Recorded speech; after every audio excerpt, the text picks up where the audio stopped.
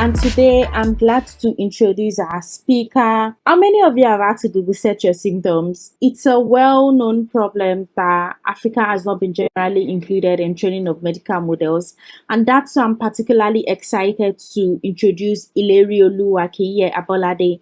Ileri is a mechatronics engineering student. She leads the medical imaging focus group at ML Collective Nigerian Community. She's also a co-lead of machine learning at Google Developer Students Club. Her current focus is on deep learning for medical imaging. Today, Ileri would be given a talk on why your medical AI model might not work in Africa. She would be sharing a Python guide to measuring and detecting bias. Join me in welcoming Ilerioluwakiiye Abolade. Hello, everybody. My name is Ilerioluwakiiye Abolade. I'm presently an independent researcher at ML Collective, and I'm really so excited to be speaking about why your medical AI model might not work in Africa, a Python guide to measuring bias, today at PyLadies. Before I start, I would like to thank the volunteers, organizers, and presenters of this amazing conference. You guys have worked tirelessly to make this conference a success. A brief introduction about myself before I start. So, I am Ilerioluwakiiye. I am from Nigeria, actually. I am an independent researcher at ML Collective.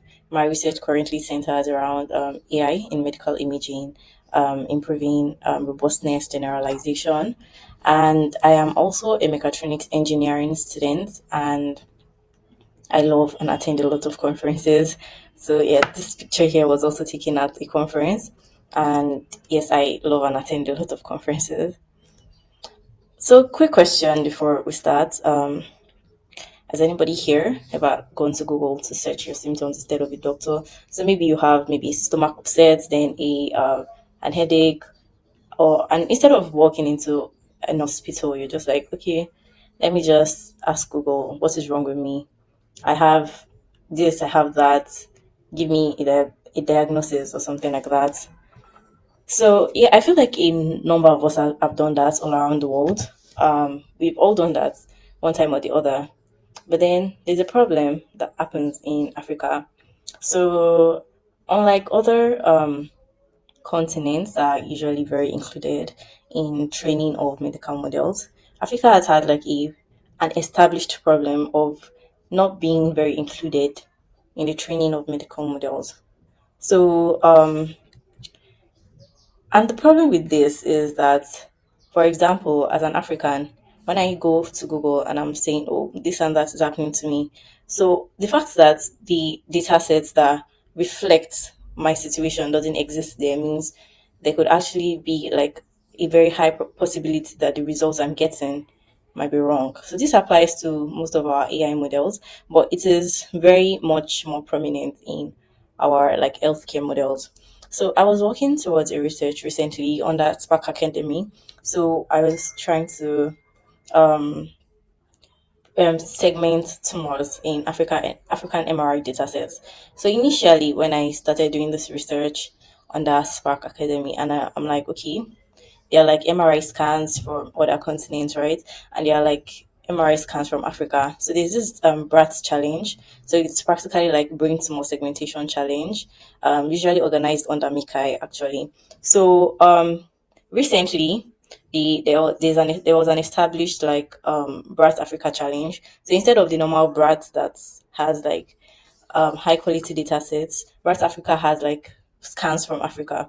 So initially when I started this research, I'm like, okay, since it's like MRIs, the data set should be the same, like bias should be almost inexistent since it's okay, we are scanning what is inside the brain and our brains are alike. Like there's no outward comparison. So I thought the bias, so to say, will be low. Like the models that work for them will work for us.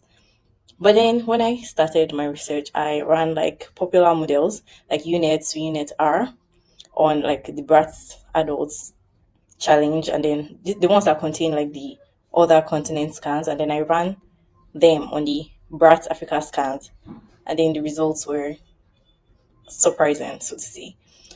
So this was very surprising because for data sets from other continents, you can see that it was averaging like 80% yeah dice score, while for the one for Africa you had like a 60% accuracy. So that brings us to the motivation behind my talk for today. So there could be like a model, like normally, if there was no bias, the models that we have today should serve everybody equally. While because of the bias that exists, when this model comes to Africa, it breaks down. Yes, bias in healthcare is very real. We are going to be looking at some real life examples. So, for one, in 2019, Obama, he found out that there was a particular hospital in the US that gave like white people more follow-up care than black people. And that was not because of like based on how they needed it, like it was because of need. That's fine, but it was because of bias cost data. Another example, like a real life example, is that in 2018, so AI trained on mostly younger patients, they got clueless with seniors. Why? So there was hardly any older adults in the training data. So because of this, there was a bias. So there are like a lot of risk in medical AI, and medical AI is very susceptible to this risk because it's actually people's lives are dependent on this. So some of the hidden risk in medical AI for one is fairness. So does your model treat all subgroups equally? Could bias cause misdiagnosis or wrong treatment? Will it still work outside the lab in new hospitals or countries? So yes, fairness, safety, and generalization. So my research boiled down to one thing, like one major theme. So the real pandemic is actually dataset bias. Is there a way we can measure this bias reliably in healthcare datasets? So yes, thanks to Python, we can do this. The secret to measuring bias in your datasets is actually two things that are, I want to say simple, but they are not simple. They are visualization and making use of fairness metrics to measure this bias. So we might be familiar with some of these tools I'm going to be speaking about here. So Python has this library called Pandas, NumPy, Matplotlib, and Seaborn. So these are like what we're going to be using to measure the bias in our datasets today. In a study by Precious Colawole at the President of the Deep Learning in Nava, she actually did a very interesting way of measuring like bias in this healthcare dataset using the synthetic mass dataset.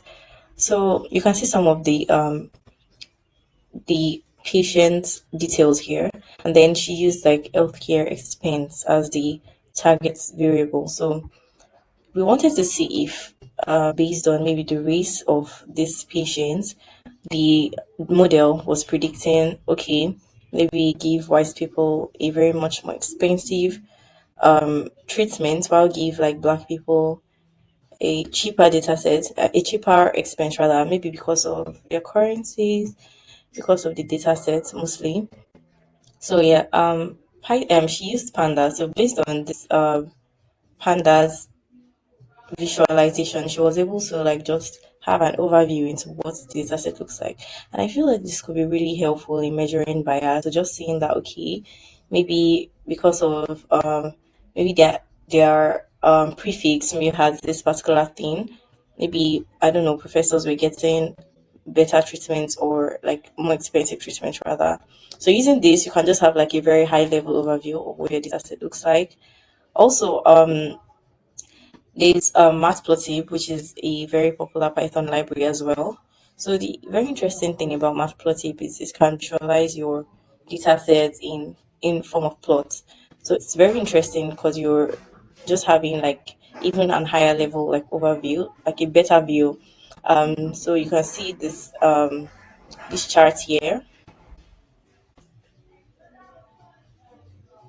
So you can see this chart here. So based on this Matplotlib, you can just see okay, there were like a lot more white people than there were Asians, and like there were even more blacks than Asians, and there were like some other races that were even like a lot smaller than blacks. Ethnicity as well, Hispanic, not Hispanic. So you just have like a view of okay, this data set already has like a lot more whites than black people. is there anything I can do? Or okay, you can even like visualize to see if like the white people, like compare the white people's experience to the black people's experience. So based on these visualization tools that Python has given us, we can just easily see if there's like have like an high level overview to see if there's like a bias in our data sets. So yeah, so I also use Matplotlib here doing one of my research. So I'm not sure, I could have made this bigger, but you can see here that so these are MRI scans from Europe, and these are the ones from Africa. So if you see here, this one has like more, it more clearly like segments through the white matter, the green matter, and all of that. Why this is more of like a, I want to say a bulb. Yes, so it's not very different. It's very different rather. And this is because of the differences between like the scanners that exist based on like the availability here in Africa and there in like Europe. So visualization really helps you. It's like one of the underrated things that help you just tell, okay, the bias that's in your data set, where labels might be skewed, which subgroups your model might be secretly failing. So this is one like very important thing, like underrated thing that might help you measure your bias. So Python has really helped with these libraries that it has provided us with. And actually, yeah, so aside visualization, there is also fairness metrics with Python. So checking to see, so for one, the statistical parity difference. So you can use this with your data set to see if both groups get good outcomes at the same rate. So aside visualization, you're getting like actual values. So not even just seeing that there's a bias, it's like measuring to which level this bias exists. So you there's also there's also this demographic disparity to see if one group gets more bad outcomes than their population share. So maybe like measuring the percentage of like bad outcomes that each population has. So even though the black people might be like a lot more smaller in your data sets than the white people, but you're trying to see, okay, from these 10 people, 10 black people that exist in data sets, how many people are getting bad outcomes? And in this, let's see, 2 million white people in your data sets, how many of them are getting bad outcomes? Yeah. So more subtle than bias in your data sets is actually something I want to say worse is the algorithmic bias. So bias doesn't only exist in your data set, it might actually creep into your model as well. So there is this, you could also measure this algorithmic bias with Python, thankfully. So there is the equal opportunity difference and there's the average odds difference. So if you look at this, for the equal opportunity difference, it's partially telling you like do both groups get the same right positives equally often, and the average odds difference is saying are mistakes balanced across groups. So with this, you could actually easily measure your bias with Python. So from the study I made reference to, so we actually found out that neural networks are like more fairer models than traditional models actually. So based on my talk today, I hope we have like a better insight into making bias less and making models across our healthcare perform like equally.